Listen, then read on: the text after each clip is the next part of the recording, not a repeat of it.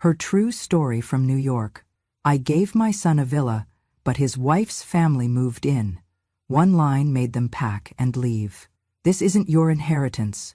It's my warning. That evening, the garden glowed under strings of fairy lights as the cicadas chirped in the warm summer air. The villa's stone patio was set with long tables and white linens, polished wine glasses, and flower arrangements that bloomed under the soft glow of lanterns. I sat at the edge of the gathering, poised in my wheelchair next to the hedge, the hum of laughter buzzing around me. I wore a light summer dress, pale blue, the color my late husband always said brought out my eyes. My hands rested in my lap, fingertips clasped together, as I observed the crowd that had filled my home. My son, surrounded by his wife's family, all talking and laughing, oblivious to the presence of the woman who had given them this very villa. A cousin of my daughter-in-law leaned forward in his chair, loud enough for me to hear over the babble of voices. He said, "Look at her. I swear she is like a ghost clinging to this place, as if people still thought she belonged." His words were coated in amusement and disdain. They cut through me like a blade, sharper than any silence had the right to be. I kept my expression blank, though my heart surged with icy fire. Before I could exhale, my daughter-in-law tossed her hair and laughed, stepping forward so that her voice reached the entire table. She looked me in the eye and said, "Mother, this house is now our foundation. It is for our future. If you know what's good for you, step aside and don't block what we are trying to build. We are the future. You are nothing but a drifting remnant of the past." Her words suffocated me. The laughter around the table bulged outward in waves, rocking the atmosphere, cementing my isolation. My son gave me a sharp glance, conflicted, yet unmoving. The glare in his eyes told me he was ashamed of me, or afraid, or both. I felt the world that I had so carefully constructed, brick by brick, memory by memory, fracture under the weight of a sentence. I blinked, refusing to cry, refusing to show them that they had wounded me. My granddaughter stood nearby, dressed in a frilly dress, oblivious to the cruelty unfolding in her name. I forced a small, polite smile at her, and then willed myself to remain silent. Around me the band began playing, guests toasted, conversations shifted. It was as though they had swept me out of the narrative without even pausing. My chest heaved. I took a breath and straightened. They wanted me gone. They had already pulled me out of the inheritance, in word and in deed. I would not fight them here, not now. My presence here was no longer safe. But that quiet desperation in me kindled something resolute. They expect me to fade. They expect me to vanish like an old photograph. They misjudged me. I watched them parade through the villa, chatting about Instagram posts they would film outside, discussing renovations they would make once signed contracts were done. This place, this home, was still mine, for now. But I would show them, one way or another, that I was not powerless, that love has limits, and that kindness given can be reclaimed. I tuned into their laughter and shelved a decision. I would not confront them tonight. I would not cry for them. I would stay strong for myself. I would plan. I would move in shadows. As the candles flickered and the band played a slow melody, I leaned back, folding my hands, eyes fixed on the twinkling lights above. Tonight I would not sleep. Tonight I would gather evidence, collect memories, and prepare the first stone of my warning. They may call me a relic, a shadow, a drifting ghost. They may already see me as the past. But tonight, in the quiet under the lanterns, I vowed that tomorrow would be different. Tonight I stay awake. When I close my eyes, I can still sense the sweat and hope that shaped this villa in the first place. It started by cutting short lunches and heading home early from my managerial job in the city. I kept a ledger tucked in my desk drawer, every dollar saved, every bonus allocated to that dream. I found weekend cleaning gigs, babysat for neighbors, and always folded the extra cash into my account marked Villa Fund. Thrift store curtains, do-it-myself paint jobs, bargain fixtures. None of it felt like sacrifice. It felt like purpose. Every piece of that house carries a memory of diligence, of quiet years spent building something lasting. The day I walked onto those empty hills and saw the blank canvas of a future, I felt the weight of history settle onto my shoulders. I called my son later that night and said, "This will be ours, our family." His excited "yes" echoed in my heart, as though we were both building a legacy together. When his wedding came, that beautiful day when he promised his life to a woman I once welcomed, I told him, "This villa is now yours. Make it a home." I handed them the keys with a smile, handed them the home I had built from the ground up, with land and the first mortgage paid. I meant every word. I trusted them to carry it forward. Those early days were luminous. Christmas tinsel and grandchildren's laughter echoing down the halls. Summer breezes carrying laughter onto the terrace as we sipped iced tea. Thanksgiving dinners under the skylight. Junior golfers on the lawn. Birthday candles stacked on pink cakes. I brought over casseroles and lasagnas. We sat together at the long dining table on Sunday evenings, talking, laughing, sharing. I'd wake early for our morning coffees, sit on the patio, watch them wake, my son with sleepy mustache, his wife brushing back hair, and feel a swell of pride. They had made something genuine of my dream. I treasured that time, evenings when my granddaughter sat on my lap, reading me books she had learned just for me. We planted daisies together in pots out back, naming each Hope. I was their anchor, and they held me like a blessing. I walked the hallways, polished with familiarity, the bedroom where my son's first steps were tucked into old photos, the kitchen, oh the kitchen, where I had shown them how to make chicken stew and fresh biscuits. We carried those flavors together. I taught them how to bake, how to budget, how to care. It was more than a home, it was a classroom, a cocoon. When they first moved in, I taped their pictures to the fridge, wedding snapshots, ultrasound scans. As the months went by, I saw them flourish. Their careers, the dinners they hosted, the newborn blessing their home. And I thought, this is enough.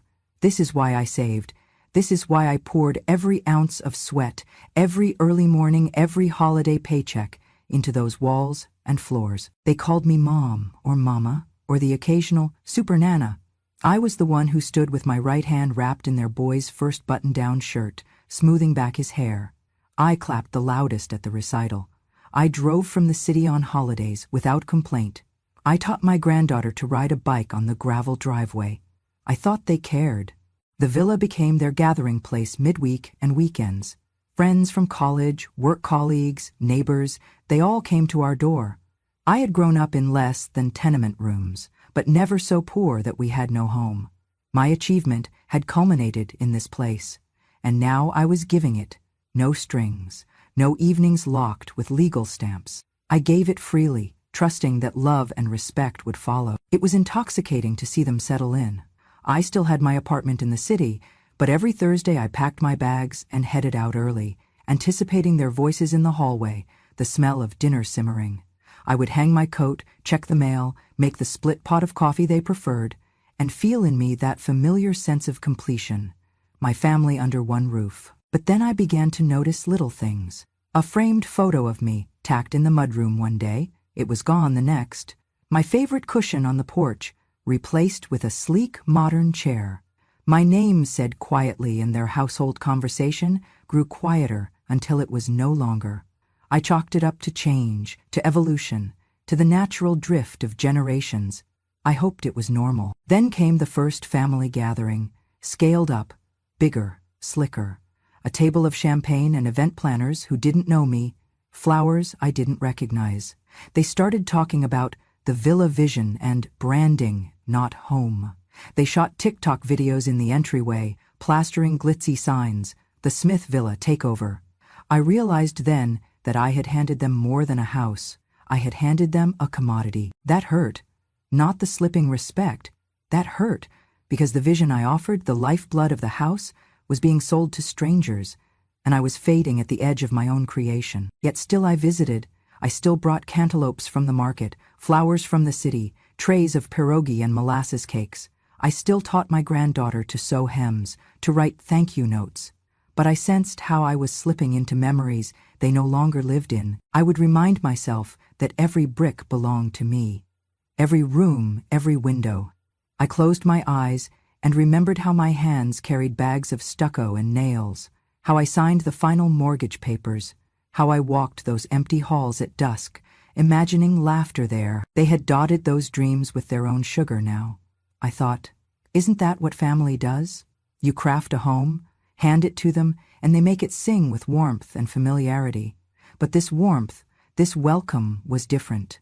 It was staged, for followers, for image. The house had become a set. It's not just the house, it's the betrayal. Emotional, cultural, generational. I caught glimpses when I visited, my name missing on the guest list, the terrace towels folded without thought, my affection treated like free entertainment. My son's eyes would avoid mine across the table. He'd clear his throat, shift topics. I felt the shrinking of my place in the world I'd built, but still I did not confront, not yet. I watched, and I remembered why I gave them so much. I reflected on every brick and every broken hope. I held my silence like a shield against shame, and here, in the quiet core of the house that once healed all fear, I thought, I will fight this, not with anger, not with noise, but with truth. And if kindness is a gift, then sternness is the path to reclaim. Because if a house holds the past, then we hold the future, and one day their vision will collide with what the villa really stands for, and I will be here, ready. The signs began subtly, and swiftly crescendoed into betrayal. It started with a buzz of excitement every Saturday morning. Camera crews, bright lights, and social media planners rolling up to the driveway. My husband's old Corvette was replaced by a brand new setup labeled the Smith Villa HQ. My villa, once an intimate family retreat, became their promotional backdrop, and I became an afterthought. The first TikTok shoot happened on a crisp spring day. I arrived bearing lemon bars and peach cobbler as usual, only to find the driveway filled with half a dozen young people, tripods, microphones, and boom arms. My granddaughter greeted me with shy enthusiasm. Her mother gave me an apologetic smile, as though I had suddenly become someone to manage with care. "Grandma, come smile at the camera," she whispered. So I walked forward, expecting to be greeted. Instead, the director said, "Not yet," and turned away mid-laugh. "We want natural moments," he explained, "not staged interferences." I froze. The young woman with the ring light looked over her shoulder at me and said, "You could, just watch from the side." I did. My presence hovered at the edge of every frame, like a shadow that needed to be masked. I stood at the perimeter, carrying my lemon bars, growing smaller in their lens but not in my memory of those same hallways. Every corner I entered, I sensed a silent agreement. That shot needs a clean tableau. They erased any trace of me with their procedures. A curtain pulled, a camera angled out, a door closed. In subsequent weeks I realized the villa had become their backstage stage. Their rooftop brunches live-streamed with hashtags. Villa views, Smith family moments. Photos of us together were scrapped, replaced by slow zooms of manicured lawns or trendy mid-century furniture they'd brought in. My personal chair, oak, custom-made with my name carved on the back, was moved to the attic. My sewing basket was banished to a dusty closet beneath the stairs. My grandmother clock was taken off the mantel, replaced by a glossy mirror. My presence was not unwanted, it was inconvenient. It hurt more when they evangelized about the villa as if it were entirely theirs. On Instagram, my daughter-in-law wrote, "Creating our legacy, this is our home." In response, the villa's photo comments filled with hearts and applause, none recognizing the hands that built the walls. The removal of my furniture hit hardest. I found, one afternoon, that my favorite rocking chair, the one I'd sat in while singing to my granddaughter, was gone, missing, without word. When I asked, they said, "Oh, we just moved it upstairs so the floors don't scratch." A face-saving explanation, but an erasure of my long-nourished ritual, of mornings I'd wake and rock while sipping coffee. That chair had been my anchor. Then came the day when my granddaughter screamed from the attic, "Grandma, someone took my storybook." I climbed the narrow stairs to find the room empty, her book gone. The space had become their storage closet for lights, camera gear, and plastic furniture labeled scene props. My granddaughter's tears echoed what I felt. We were disappearing. Yet I persisted in being helpful. I continued to bring food, to bake, to offer advice. The first time I suggested a simple book exchange for their followers, just a table of family favorites. They shot me a look and said, "Let's keep it hyper-curated, minimalistic." They didn't want a grandmother, they wanted a brand. The villa, once full of personal laughter and memories, transformed into a sleek showroom. The scent of pastry was replaced by expensive diffuser oils. I remember walking past the living room arch, where the piano used to be, arranged for photo shoots. My son played there once. Now the space looked empty, too perfect. I realized what was happening. I had gifted them a vessel of life. They were using it as bait for likes. They were hunting for followers, not memories. It did not hurt to be forgotten. It hurt to be deliberately omitted. One afternoon, I stood in the hallway, watching them rehearse a scene. "Mom, bring out the sunlight into the drone shot, sweetie," they squealed. I turned and found myself in a silent part of the hall, imagining that if I were a guest who had just arrived, I would be too embarrassed to sit or laugh or speak. The scene would keep rolling, even if it meant bypassing me entirely, but I still believed in the people I built that house for. So I watched, waiting. Every removal of my things, every editing of me out of memory, I logged it, pattern by pattern, detail by detail. Because while kindness deserves grace, trust must not be exploited. The villa became a symbol of exploitation, a modern designer's backdrop without soul. And I, the woman who planted that soul, was treated like an intruder. That contrast fueled the resolve settling in my chest. I would not be a ghost in my own home. I would be its warning. That warning needed more than sound, it needed weight. I was laid bare. Something had to be done. Because a home is more than a digital set. It is sanctuary, history, inheritance, and it is mine, even when they treat it as merchandise. I stayed quiet, but I listened. I catalogued. It will come. They will understand. And with each edited frame, each removed cushion, each rearranged scene, they were digging their undoing. That weekend, I arrived at the villa late afternoon, ready to bake my grandson's favorite chocolate sponge cake. The kitchen door stood ajar and I slid in, only to find my daughter-in-law hovering over a contract spread on the countertop, a tablet in hand. "Mother," she began with a cool tone I had never heard before, "we really need you to sign this." I paused, spoon halfway to bowl. The document was titled Media Release and Waiver of Liability. I froze on the spot when I scrolled through to the clauses. I, the property owner's Italian linen washer, GRANDMOTHER, waive all rights to control the commercial use of the property. I waive liability. I waive image rights. I waive copyright on any video or photo content shot here. I waived, even, access to the premises during any recording events. I closed the cover silently, and in my mind the walls collapsed. I had come here to feed them, to love them, to anchor them, but they were now requiring me to legally erase my own presence. "You're chasing views, not memories," I said, voice dangerously soft. She shrank back. I knew my presence and my words frightened the producer more than any cameras. But I feel ashamed. I hesitate, tracing each clause with my fingertip as though I could erase it by touch. "They need me to sign this, so you cannot object to using my image at all," she said, stepping forward. "We just need to keep consistency in messaging." Her words, dripped with corporate dryness, must be completed before the next shoot. I thought of the nights I lay awake folding laundry and wiping tables. I remember breakfast with pancakes for my granddaughter and whispered stories about her mother's childhood. I remember how I once stood here singing carols and counting every ornament hung in memory of wisdom and laughter. Those walls held everything I had given, everything I had lived if they wanted to remake it into a revenue stream, a viral brand that was a frontier. I folded the waiver, slid it into place without a signature, tapped sharply with the bowl on the counter, my first scream by proxy. "I thought this was a family home," I said, letting the words echo. "I thought this was for years of birthdays and baptisms." She turned her wedding ring under the light, I continued. "But this here?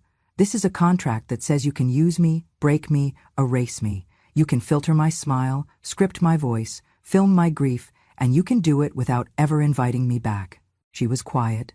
She stared at me, then looked down at the paper. "I cannot believe you prepared this," I whispered, exhausted. I could feel the end of her. Pause. "That's enough," I said, and I left the kitchen. I went into the corridor, down the hall that once smelled of fresh paint and possibility. Photos of my son's childhood, my family's gatherings, lined the walls, but I followed their fade until I reached the gate to the room at the end. It was supposed to be mine, the caretaker's paradise, but now it was locked, off limits. I knocked once. My hand trembled. Inside were lights and cables, placeholder furniture.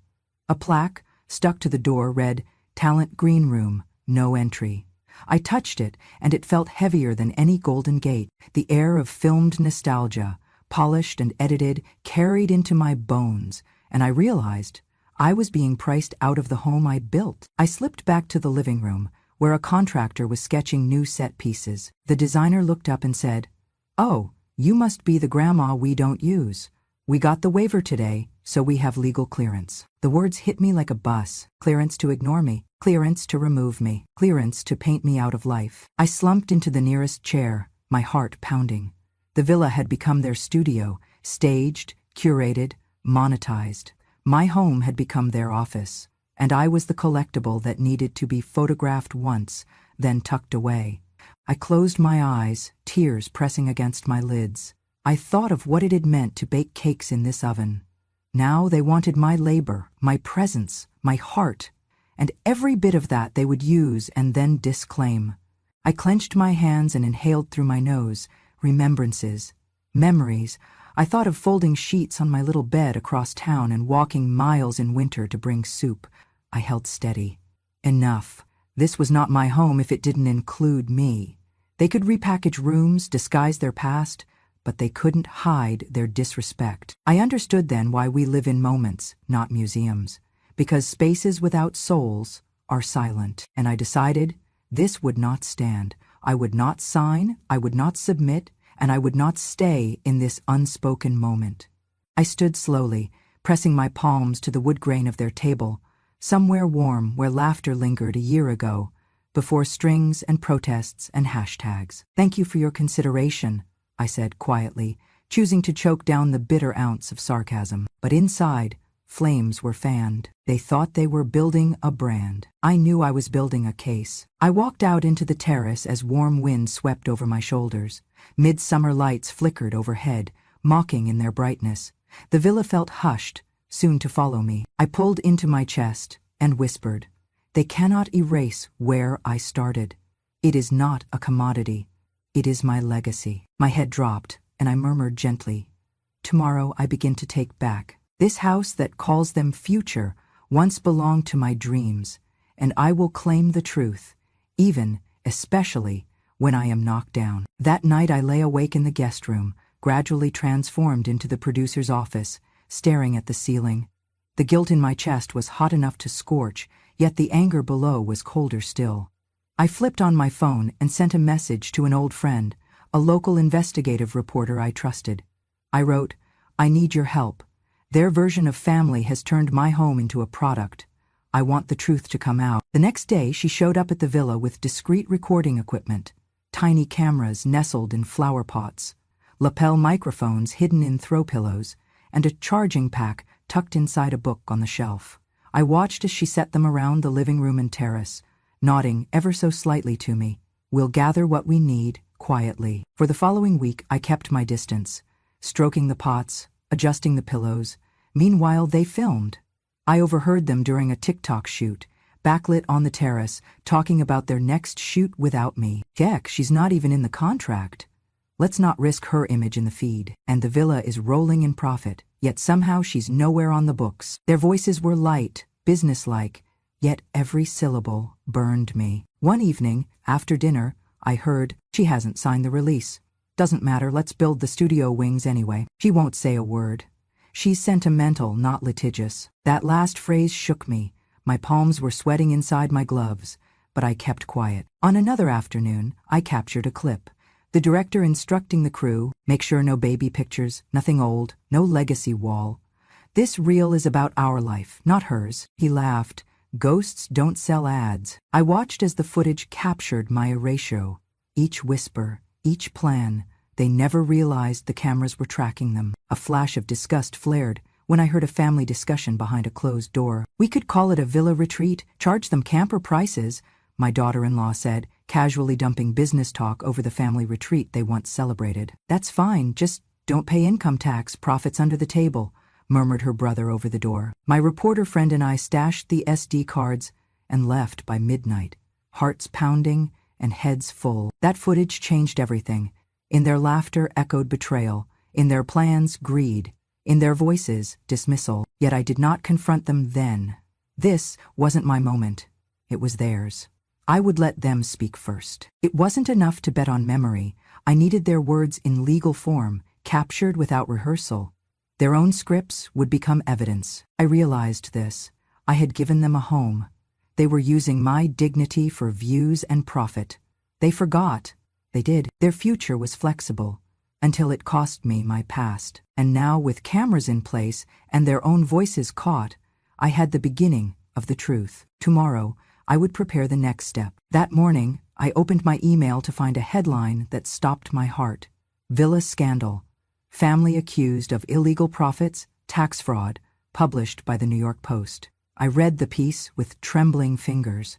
There, beneath the gleaming images of sunlit rooms and glamour shots, was the story unraveling the toxic thread. A family once welcomed into my home had transformed it into a cash stream and live stream, while wiping me out of both image and worth. The article detailed how confidential recordings, review of undisclosed income and tax irregularities had procured the privilege to film commercials in my villa without paying proper income tax or declaring profits. I pressed my forehead against the cold screen. It was both vindication and heartbreak. My private moment shared publicly, without my face, but with all their voices. The accusations were spelled out. Illegal tax evasion, commercial filming without permits, even exploitative use of family property. The names were theirs. It felt surreal. It felt like the end of the world I had built. The phone rang almost immediately. The voice on the line was professional, a little distant, yet curious. Me, Levin, the IRS agent said in clipped tones. We're opening an inquiry based on reported commercial activity. We need to speak with you as property owner, or at least the person who granted permission. I swallowed. Within an hour, a smaller news outlet followed with an explainer piece, reprinting evidence, audio tapes of them joking about profits, about ducking taxes, about the convenience of doing it under a non-recognition deal. My daughter-in-law was quoted. Mom won't object. She's sentimental. We can just deduct expenses as home use. That quote stung deeper than physical pain. I realized how they had relied on me, my trust, my silence, to build their brand, and when I didn't sign, they shrugged it off as irrelevant. But with those recordings, they owed me. Not just apologies, but clarity. They woke up, I heard shouting. By afternoon, my phone rang again. This time it was my son's voice, raw and uncertain. Mom, are you okay? I know what's happened. I'm so sorry. I didn't know it was that bad. I answered calmly, forgivingly. It's all right, Darl. You gather your information. I'm speaking with the investigators. You should do the same. There was silence. Then, they're panicked. But he didn't say who they were. By supper time, they showed up at the villa, unannounced. The whole group, daughter-in-law, in-laws, brother-in-law, standing awkwardly at the door, papers clutched loosely in hands, expressions taut. My son stepped forward. Mom, we want to cooperate, he said, voice shaking. Behind him, his wife looked away. I escorted them into the living room, the space now brittle with emotion. They began to speak. Daughter-in-law said, We didn't mean for any of this to happen. We thought it was just small. We didn't imagine filings. Her voice quivered so much, I recognized the tone of fear. Her mother stared at the rug as though it had personal guilt. Brother looked ashamed. Their entire persona, curated for cameras, collapsed in that room. I held tight to my notebook. I said, I have evidence. I offered a home. I offered trust. You turned that into property and profit. Now you need to answer to more than me. They stuttered. They tried apologies. My son turned to me, tears in his eyes. Mother, please, we can fix this. We will fix this. Just tell me, what should I do? I looked at my son, at his fractured family. Then I stood. I walked past them toward the front hall. I opened the front door and paused. You need to return to your lawyer, I called over my shoulder, voice steady. I'm going to let the investigators work. I'm going to talk to them, truthfully. Good luck. I closed the door. Their backs sagged. I heard the deep intake of air. They stayed on the porch for a few moments, then retreated. Without a word, without a glance back, I found myself holding my breath until the night came. I did not follow. I did not call, because now there was more than grace in my silence. there was consequence. That week, IRS notices came. The villa's utility records, their rental applications, commerce logs, it was a bonfire of truth. The IRS was demanding corrected returns and back taxes. They were embarrassed, affronted, scared. The apartments with cameras were shut down, the villas not. Those images, my villa, would not become a stage again, not under their command. When the dust settled, my son called. He was shaken, so was I. Mom, thank you. For everything. I didn't know. I nodded at the phone. It's not about knowing or not knowing. It's about justice. He sighed. I understand. I'll cooperate fully. We ended the call. In the quiet that followed, I realized this was not retaliation, it was reclamation. You build a home with heart, not hashtags. I may have loved them, but I love truth more. And tonight, I slept, not because peace is restored, but because silence in justice is true comfort. That evening, I heard a soft knock at my door. When I opened it, I found my son standing there, his face pale, eyes red-rimmed, trembling, with a cocktail of grief, guilt, and desperation. Behind him, no one followed. His wife had already moved out. He stepped inside quietly. His glance swept over the living room, photos I had placed back on the shelves, a blanket folded neatly on the armchair, an untouched cup of tea cooling on the coffee table. He exhaled, the tension unraveling. "Mom, I need your help," he began, voice breaking. "They're asking for the villa papers. We need you to transfer ownership retroactively." He swallowed hard. "Sarah, she messaged me. She says she didn't realize and she's sorry. She wants to fix this." I leaned back into the armchair. My heart tightened. I had built something that had been torn apart under their watch, and now they wanted a legal redo when the storm had already hit. "She wants to fix it?" I echoed gently. My voice was steadier than I felt. "That's good. But that's hers to manage with her lawyer." He winced, sinking to the sofa. "Mom, please. I need this to go through. We can rewrite the names on the deed, make it official, your gift." I closed my eyes. Soft memories washed over me. Seeing him as a boy gripping my hand in this very room. Hearing his laugh echoing off the ceiling as he opened presents under this roof. I thought of the time I handed him the villa keys, eyes shining with hope and pride. "Yes, I gave it to you both. I trusted you," I said finally. "But trust is more than paper. It's respect." He looked up, hurt. "Mom, there's still a future here." I shook my head. I stood and walked to the window, where streetlights cast gentle shadows. That future was built on performance, not love. He rose, pacing the short length of the room. "Sarah is scared. She called to say she'll do anything. Pay back taxes, repurpose the recordings." I pressed my hand to the glass. "Honey, what she really wants is to erase this moment, to pretend it never happened." He stopped, eyes glimmering with sorrow. "You never told me it was yours, truly yours." "It was. It always will be." Silence fell heavy. Finally, he asked, "Will you grant the transfer?" I turned to face him. "No." He crumpled, sliding onto the couch. "Mom, please. This could fix everything, for us." I folded my arms, voice soft but resolute. "I gave it away once, with hope. I will not give it again." Tears welled, but I remained still, like the oak floorboards beneath us. He covered his face. "I have to leave," he whispered. "Sarah's not coming back. We can't live here without you." I approached and gently touched his shoulder. "Go where you must, son. You still have a mother here." He stood, walked to me, and for a moment held me. His tears fell onto my lap, soaking through my skirt. "I'm sorry," he choked. "I should have told you. I should have protected you." I patted his hand. "No more shoulda, darlin'. We see things only when we're faced with what they cost." He stepped back, suitcase in hand. "I'm filing for divorce. I can't reconcile myself to what's happened." I nodded. "I understand." He paused as though to ask if I would stop him. I met his gaze and smiled. No shame, no regret. "You owe me nothing more." He squeezed my hand, then left. I heard the front door click. I didn't move. I didn't cry, because when life breaks, you don't always chase the pieces. Sometimes you build something new. Days passed. I heard that they had packed their things, driven across state lines, headed for another city where his job had offered them a fresh start. Someone told me they sold the SUV and left nearly everything behind, even the studio gear, but the villa remained. It bore my name and my memories, untouched, intact. I chose to leave it that way. I visited once that week. I ate dinner in the vast kitchen, the way I used to, and turned the lights on one by one until the house glowed with stories. I placed a vase of lilies on the mantel and whispered, "Your home is safe." I didn't file new paperwork. I didn't call a lawyer.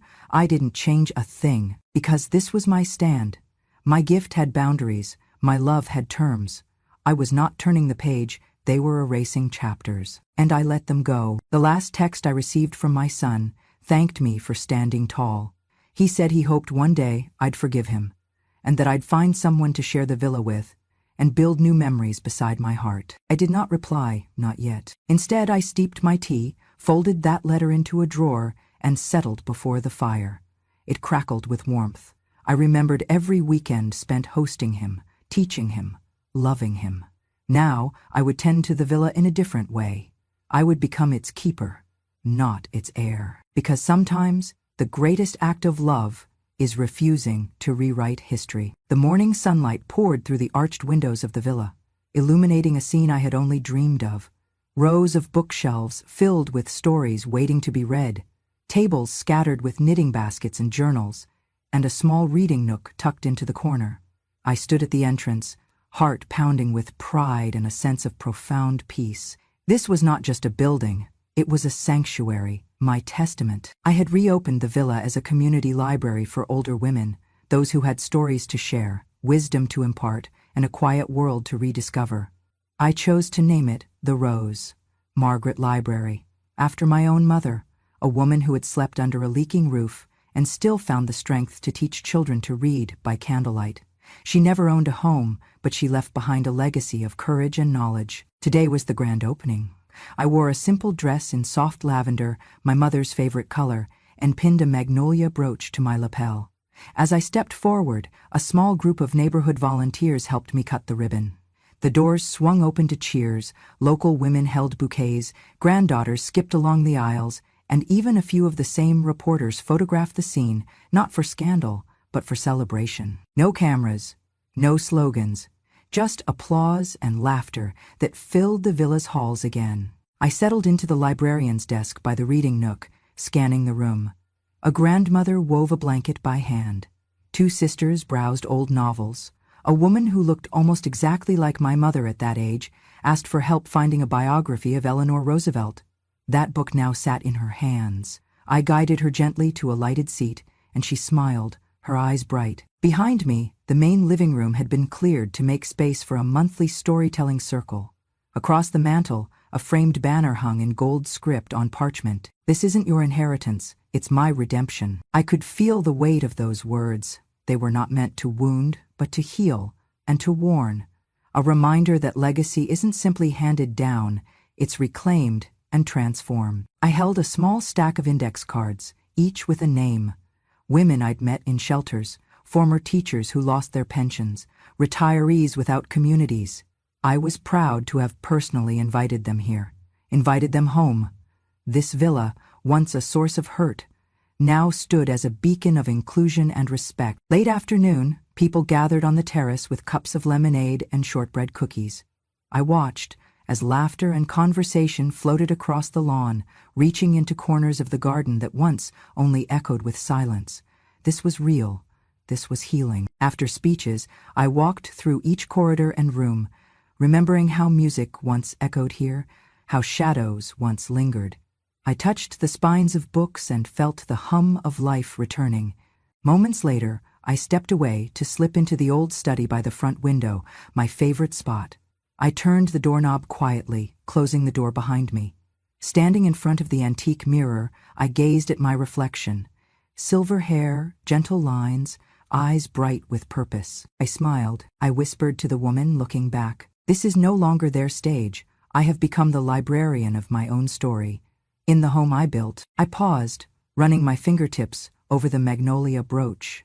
The library was a bridge between past and future, between memory and hope. I whispered one final truth. You wanted that space, I gave it back. Now this space belongs to me. I opened the drawer of the desk and placed the key inside, vaulted forever from those who never earned it. As I stepped back into the library, I carried no bitterness. I carried peace. In that moment, I understood something essential. Kindness has boundaries. Women, especially those who've nurtured others, deserve legacy, not exploitation. And when your kindness is taken, it is not weakness to reclaim it. It is strength. I crossed the carpet and joined the readers, grandmothers, sisters, and guardians of knowledge. A young woman looked up at me and said, "Thank you for bringing this place back to life." I nodded, eyes misting. "It's not just a building," I answered. "It's our home." And with that, I realized who truly inherited the villa, not the ones who tried to claim it, but the ones who deserved to belong. I closed my eyes, breathing in the soft hush of pages turning.